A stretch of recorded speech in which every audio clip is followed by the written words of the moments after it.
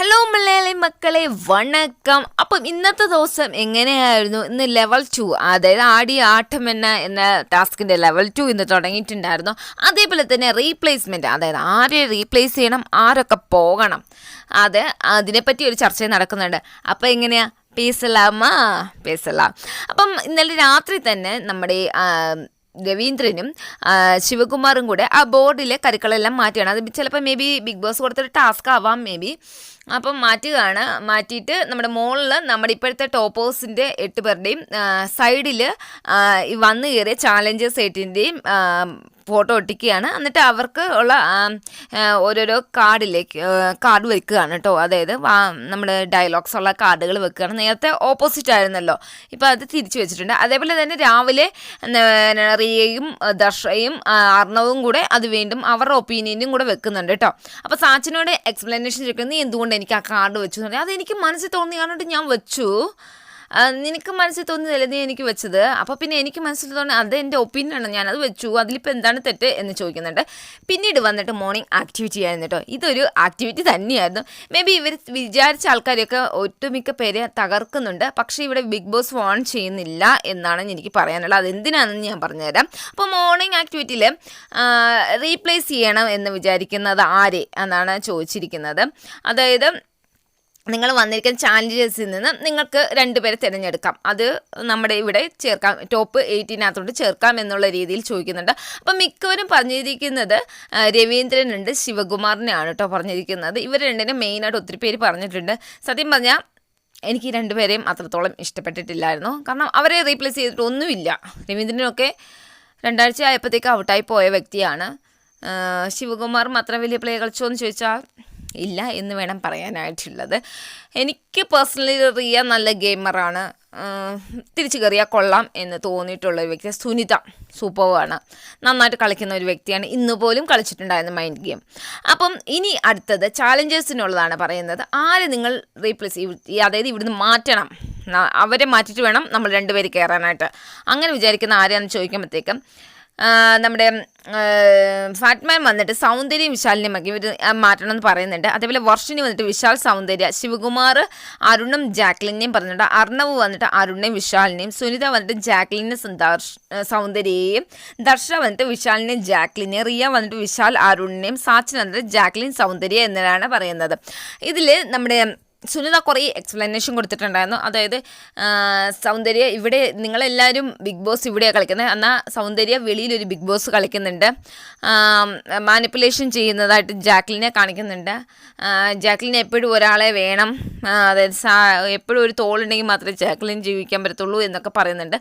പക്ഷേ സൗന്ദര്യയുടെ കാര്യത്തിൽ പറഞ്ഞത് ആ സ്റ്റേറ്റ്മെൻറ്റ്, അതായത് ഇവിടെ നിങ്ങൾ ബിഗ് ബോസ് കളിക്കാൻ സൗന്ദര്യ വേറെയാണ്, വെളിയിൽ ബിഗ് ബോസ് കളിക്കുന്നുണ്ട്, ഇവിടെ കാണിക്കുന്നത് വേറെ രീതിയിലാണ്, വെളിയിൽ എഫക്റ്റ് ചെയ്യുന്നതെന്നുള്ള കാര്യങ്ങൾ, വെളിയിലത്തെ കാര്യങ്ങൾ സൗന്ദര്യയിലൊക്കെ പറയുകയാണ് ചെയ്തിട്ടുള്ളത്. അത് ഒട്ടുമിക്ക ആൾക്കാർക്ക് മനസ്സിലായിട്ടുണ്ട്. അത് ബിഗ് ബോസ് വാൺ ചെയ്യുന്നത് നമ്മൾ കണ്ടില്ല കേട്ടോ. പക്ഷേ അവരെന്നാ പറഞ്ഞത്, ഇനി ഒരെണ്ണം ഉണ്ടായെങ്കിൽ മെയിൻ ഡോർ വഴി വെളിയിൽ പോകണമെന്നാണ് പറഞ്ഞിരുന്നത്. പക്ഷേ സുനിത നല്ല ഓപ്പൺ ആയിട്ടാണ് പറഞ്ഞിരിക്കുന്നത്. പക്ഷേ ബിഗ് ബോസിൻ്റെ ഭാഗത്തു നിന്നും ഒന്നും ഉണ്ടായി കണ്ടിട്ടില്ല, എന്താണെന്ന് അറിയത്തില്ല കേട്ടോ. അപ്പം ബിഗ് ബോസ് അത് വാൺ ചെയ്യേണ്ടതായിരുന്നു മേ ബി. അതിൻ്റെ ബേസിൽ ഇപ്പോൾ സൗന്ദര്യ കരയുന്നുണ്ട്. കരഞ്ഞ് കഴിയുമ്പോഴത്തേക്ക് ബിഗ് ബോസ് കൺഫെഷൻ റൂമിൽ വെച്ച് സംസാരിച്ച് സ്ട്രോങ് ആയിട്ട് പറഞ്ഞു വിടുന്നുണ്ട് കേട്ടോ. അത് കഴിയുമ്പോഴത്തേക്ക് ഈ സൗന്ദര്യ കരയെന്ന് കാണുമ്പോഴത്തേക്ക് ക്യാമറയിൽ നിന്നൊക്കെ വർഷിനി സാച്ചിന് പറയാം, കണ്ടോ ഇത് വീക്കെൻഡ് ആവുമ്പോഴത്തേക്ക് സൗന്ദര്യം ഇതേപോലെയാണ്, എന്തെങ്കിലും ഒരു ഇത് കാണിക്കും, കരയും, എന്നിട്ട് ആൾക്കാരുടെ സിമ്പതി പിടിച്ചു പറ്റും. അതിന് വേണ്ടിയിട്ടാണ് നിങ്ങൾ ദയവ് ചെയ്ത് വോട്ട് കൊടുക്കരുത് എന്ന് വർഷിനി സാച്ചിനെ പറഞ്ഞിട്ടുണ്ട്. എന്ത് സാച്ചിനി, എന്ത് ടാസ്ക് പോലും ചെയ്യാനകത്ത് എൻ്റെ സാച്ചിനമോളാണോ ഈ പറയുന്നത്? സാച്ചിനയ്ക്ക് ഒരു ടാസ്കും ചെയ്യാനറിയത്തില്ല. ഇന്ന് പോലും പടയപ്പാലെ പാട്ടിട്ടിട്ട് പോലും സാച്ചിനെ എന്താണ് കാണിച്ചു വെച്ചിട്ടുള്ളത്? നല്ല രീതിയിലൊരു ടാസ്ക് പോലും ചെയ്യാത്ത ആളാണ് അടുത്തൊരാളെ പറയുന്നത്. വർഷിനി അതേപോലെ തന്നെയാണ്, ടാസ്ക് വൈസ് ഒന്നുമേ ചെയ്തിട്ടുണ്ടായിരുന്നില്ല നിൽക്കുന്നിടത്തോളം. അവരീ പറയാന്ന് പറഞ്ഞാൽ അത് അക്സെപ്റ്റ് ചെയ്യാൻ പറ്റത്തില്ല കേട്ടോ. അത് കഴിയുമ്പോഴത്തേക്ക് ആടി ആട്ടം പിന്നെ ലെവൽ 2, അതായത് 2 പേര് കളിക്കണം. അതായത് ക്യാരക്ടറിൽ നിൽക്കുന്ന 2, അതായത് തൃശ്യാണ് 2 പേരുണ്ടല്ലോ, അപ്പം ഒരു പാട്ടിടും കോമൺ ആയിട്ട് തൃശ്ശയുടെ, അവർ വന്നിട്ട് ഡാൻസ് കളിക്കുക, അതാണ് എൻ്റെ ടാസ്ക്. അപ്പോൾ ആദ്യമേ സൗന്ദര്യം സുനിതയും കളിക്കുന്നുണ്ട്, അത് ഭയങ്കര കോമൺ ആണ്. സൗന്ദര്യയുടെ ഒന്ന് ഇമിറ്റേറ്റ് ചെയ്തുകൊണ്ട് ഡാൻസ് കളിക്കുന്നുണ്ടായിരുന്നു. അതേപോലെ സുനിത ഇമിറ്റേറ്റ് ചെയ്തൊരു ഡാൻസ് കളിക്കുക, അതൊക്കെ പക്കായിരുന്നു കേട്ടോ. പിന്നീട് അരുണും വർഷിനിയും കൂടെ എന്തൊക്കെയോ വർഷിനിയെ കാണിച്ചിട്ടുണ്ടായിരുന്നു. സാച്ചിന ദീപക് സാച്ചിന വന്നിട്ട് അവിടെ എൻ്റെ മുടിയാട്ടമാണ് നടത്തിയെന്ന് എനിക്കൊരു ഡൗട്ട് ഉണ്ടായിരുന്നു.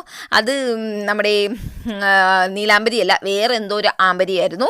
അത് കഴിഞ്ഞപ്പോൾ വിശാലും ഫാറ്റ്മാനും കളിക്കുന്നുണ്ട്. ഓക്കെ സൂപ്പർബായിരുന്നു, വിശാൽ കളിക്കുന്നുണ്ടായിരുന്നു.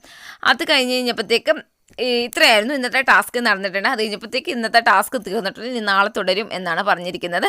അപ്പോൾ ഹെൽത്തി ഗ്രേസിൻ്റെ ആ കായമില്ല, അതിൻ്റെ സ്പോൺസർ ടാസ്ക് ആയിരുന്നു. അതായത് ഡിഷസ് ഉണ്ടാക്കണം, ഇത്ര മണിക്കൂറിനുള്ളിൽ ഡിഷസ് ഉണ്ടാക്കണം, അതിനെക്കുറിച്ച് പറയണം എന്നുള്ളതൊക്കെ ആയിരുന്നു.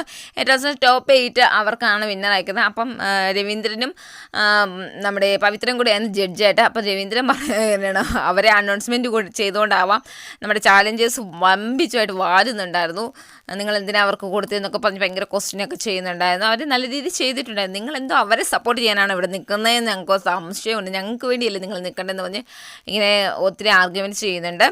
അത് കഴിയുമ്പോഴത്തേക്ക് ഉടനെ റയാൻ പറഞ്ഞുകൊണ്ട് ആദ്യമായിട്ടാണ് ഇത്രയും ജഡ്ജിനെ നിങ്ങളിങ്ങനെ ക്വസ്റ്റ്യൻ ചെയ്യുന്നതായിട്ട് ഞാൻ കാണുന്നത്. നമ്മൾ ഇതിനു മുന്നേ ടാസ്ക് ചെയ്തിട്ട് തോറ്റിട്ടുണ്ട്, അതൊക്കെ അവിടെ വിട്ടിട്ട് വരും, ഇതെന്തോന്ന് ഇതെന്ന് ചോദിക്കുന്നൊക്കെ ഉണ്ട് കേട്ടോ. അത് കഴിയുമ്പോൾ ഇതിനിടയ്ക്ക് സാച്ചിനയും റയാനും കൂടെ ഒരു ആർഗ്യുമെൻ്റ് ഉണ്ടാവുന്നുണ്ട്. അതായത് സാച്ചിന കഴിച്ചിട്ട് ഫുഡിൻ്റെ കഴിച്ചിട്ടുള്ള പാത്രം അവിടെ വെച്ചേക്കണം, റയാൻ അത് ഓർപ്പിച്ച് കഴിച്ചുടനെ പാത്രം കഴുകി വെക്കണം. അത് കഴുകി വെച്ച് കഴിഞ്ഞപ്പോൾ അത് നിങ്ങൾ അത്ര ഒച്ചയ്ക്ക് പറയണ്ടായിരുന്നു ഭയങ്കര ഷെയിമായിപ്പോയി.